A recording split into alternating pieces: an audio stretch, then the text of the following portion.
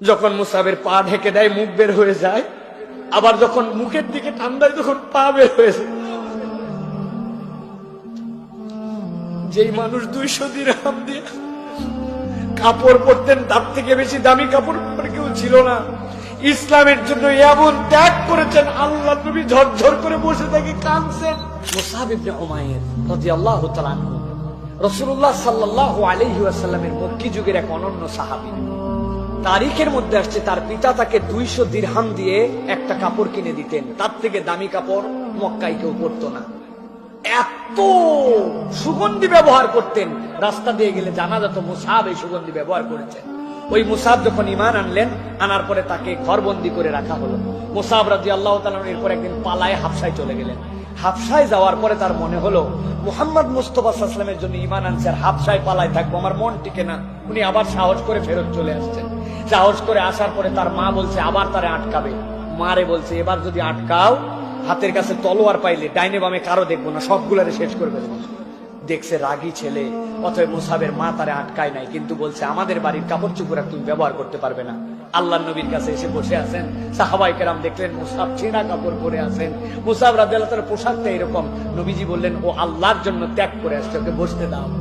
ইতিমধ্যে মদিনা থেকে কিছু মানুষজন আসলেন। মুসআব রাদিয়াল্লাহু তাআলা বসে আছেন, মদিনা থেকে অনেক প্রতিনিধি দল আসলেন। আল্লাহর নবীর হাতে হাত দিয়ে তারা অনেকেই ঈমান আনলেন। নবীজি বললেন এখন একজন লোক মদিনায় পাঠাতে হবে। কাকে পাঠানো হবে?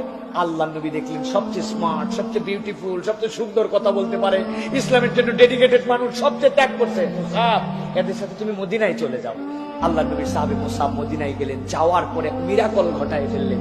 মুসআব যাওয়ার পরে বড় বড় গোত্রপতি তাদের সামনে এমন ভাষায় কথা বলতেন, এমন স্মার্ট উপস্থাপনা করতেন, ওই গোত্রপতিগুলা ঈমান আনতে শুরু করলে। একটা দুটা করতে করতে আল্লাহর নবী আসার আগেই প্রায় 150 মানুষকে তিনি ঈমান এনে ফেলছেন। মুসআব রাদিয়াল্লাহু তাআলা মদিনায়, আল্লাহর নবী চলে আসলেন। মুসআব রাদিয়াল্লাহু তাআলা এরপরে বদরের যুদ্ধ হলো। বদরের যুদ্ধেও তিনি বীরত্ব প্রদর্শন করলেন। মুসআব রাদিয়াল্লাহু তাআলা অল্প দিনে অনেক পুরাণ রপ্ত করে ফেলেছিলেন। এই মুসআব রাদিয়াল্লাহু তাআলা যখন উহুদের যুদ্ধ, নবী করিম সাল্লাল্লাহু আলাইহি ওয়াসাল্লাম বললেন কার হাতে পতাকা দেওয়া হবে? আল্লাহ নবী দেখলেন এই ছেলেটা কি যে ত্যাগ করছে ইসলামের জন্য, স্মার্ট, এত মানুষের ঈমান আনছে, মুসআবের হাতে ইসলামের পতাকা দিয়ে দাও। হযরত মুসআব রাদিয়াল্লাহু তাআলা উহুদের প্রান্তরে চলে গেলেন। যাওয়ার পরে বীর বিক্রমে যুদ্ধ করতেছেন। হযরত মুসআব রাদিয়াল্লাহু তাআলার হাতে যখন পতাকা ছিল, হঠাৎ করে তিনি মুসলমানদের যে সাময়িক বিপর্যয় হলো, ওই বিপর্যয়ের সময়ে তিনি দেখলেন রাসূল সাল্লাল্লাহু আলাইহি ওয়াসাল্লামের দিকে ধেয়ে যাচ্ছে। তিনি দেখলেন রাসূলকে তো মারতে দেওয়া যাবে না। উনি তখন এক হাতে পতাকা আর এক হাতে তলোয়ার দিয়ে 2 পা দিয়ে ঘোড়া আটকায় ফেললেন। হাত দিয়ে ঘোড়া ছেড়ে দিলেন, যে 2 পা আটকায়া কাফের মুশরিকদের সাথে এমন ভাবে যুদ্ধ করতে শুরু করলেন যে রাসূল সাল্লাল্লাহু আলাইহি সাল্লামকে যেন কেউ আঘাত করতে না পারে, তিনি রাসূলের ঢাল। এমন সময় ইবনুল কামিয়া বলা হয়, এই লোকটা মুসআব রাদিয়াল্লাহু তাআলা ডান হাতে কোপ দিয়ে দিল।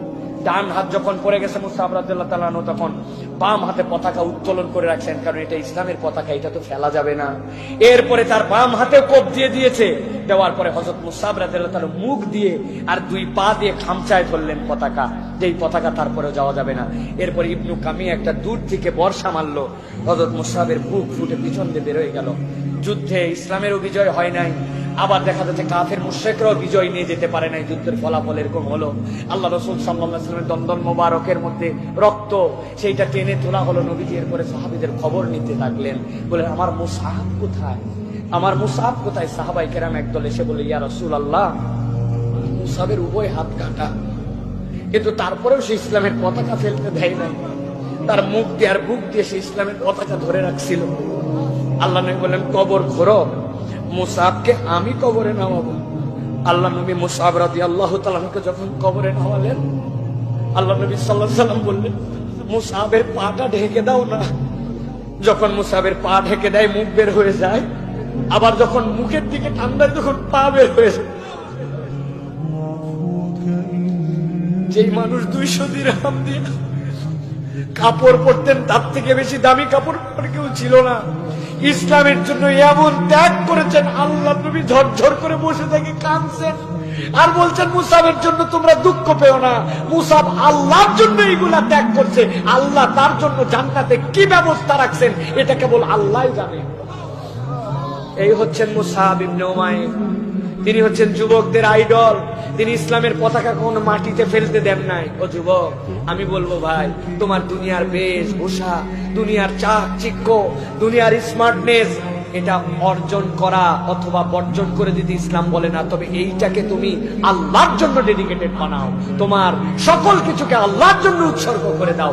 আল্লাহ রাব্বুল আলামিন তোমার জন্য মুসআবের জিন্দেগি দান করবেন ইনশাআল্লাহ। অথবা এই মানুষগুলোর জীবন আমাদের জানতে হবে, এখান থেকে অনুপ্রেরণা নিতে হবে।